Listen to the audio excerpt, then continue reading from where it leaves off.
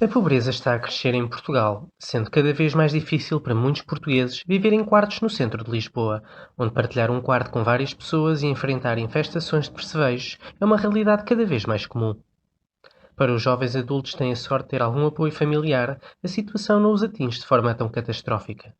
No entanto, a crise habitacional tem impedido muitos jovens adultos de conseguir a sua independência, fazendo com que tenham de continuar a morar com os pais e sem perspectivas de sair, porque ganham salários muito baixos e não encontram nenhuma oferta, mesmo de partilha de casa, que lhes permita viver com dignamente.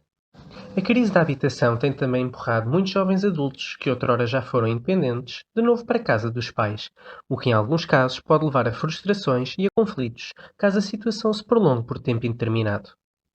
Muitos jovens adultos portugueses tiveram que voltar à casa dos pais devido a dificuldades financeiras, apesar de já trabalharem há muitos anos.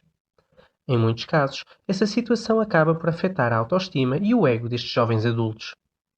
No caso de jovens adultos que já têm filhos, a convivência com os avós pode trazer interferências em vários aspectos, como por exemplo a educação das crianças, o que pode prejudicar o ambiente familiar.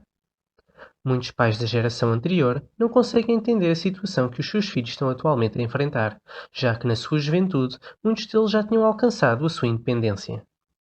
Para os jovens que voltam para casa dos pais, a convivência com os pais após anos de independência é desafiadora, tendo impacto na sua saúde mental e potencialmente causando situações de tensão e de ansiedade em lidar com esta nova realidade.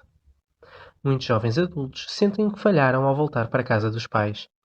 No entanto, nem tudo é mau, visto que a possibilidade de viver em casa dos pais pode permitir a reconstruir a vida destes jovens adultos, permitindo-lhes poupar e viver sem ter as preocupações de pagar as contas do próximo mês.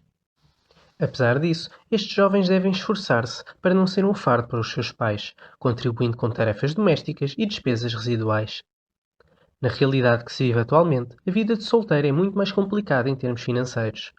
Por isso, para muitos destes jovens, a esperança de encontrar alguém com quem compartilhar despesas é meio caminho andado para eventualmente saírem de casa dos pais e atingirem a independência.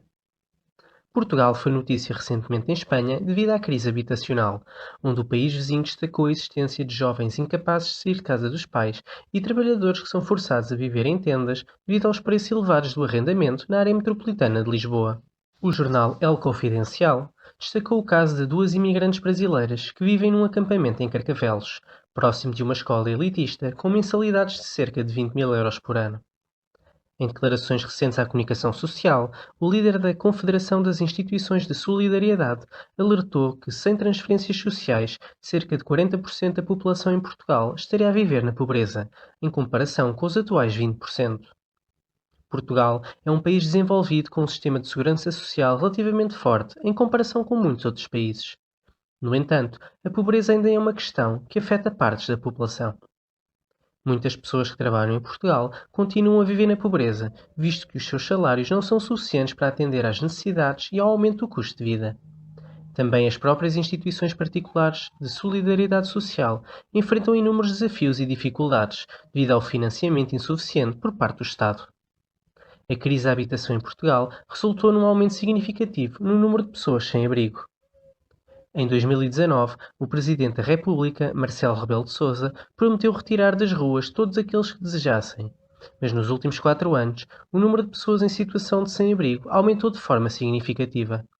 De acordo com os dados mais recentes divulgados pela comunicação social, ocorreu um aumento de 78% no número de pessoas sem abrigo, quando comparado com o ano 2018, sendo que as organizações que oferecem apoio diário e as próprias pessoas sem abrigo acreditam que o aumento pode ser ainda maior, considerando o agravamento da situação nos últimos meses. São assim necessárias medidas urgentes de apoio às famílias e às pessoas que se encontram em dificuldades e que possam tentar ajudar a resolver o problema estrutural do mercado de habitação em Portugal. A falta de uma habitação condigna gera situações de conflitos dentro das próprias famílias, visto que a saúde mental das pessoas é afetada pelos problemas habitacionais. Existem em Portugal vários casos de pessoas que desejam divorciar-se, mas que não o fazem devido à falta de alternativas habitacionais. Vários casais com filhos são obrigados a viver em casas e quartos partilhados com outras pessoas, o que afeta o desempenho escolar das crianças, pois não têm um ambiente propício para estudar e realizar as tarefas da escola. Muitas famílias não conseguem dar aos seus filhos a oportunidade de frequentar o ensino superior devido às elevadas rendas e ao custo de vida. As consequências da crise da habitação em Portugal estão assim a tornar-se cada vez mais preocupantes. Nas últimas semanas, têm surgido algumas manifestações nas ruas por parte daqueles que não conseguem ter uma casa condigna onde possam viver, e a pressão social começa, aos poucos, a aumentar. Obrigado a todos por terem assistido a este vídeo até ao fim. Gostem, comentem o vídeo e subscrevam o canal para que possa crescer. Até breve.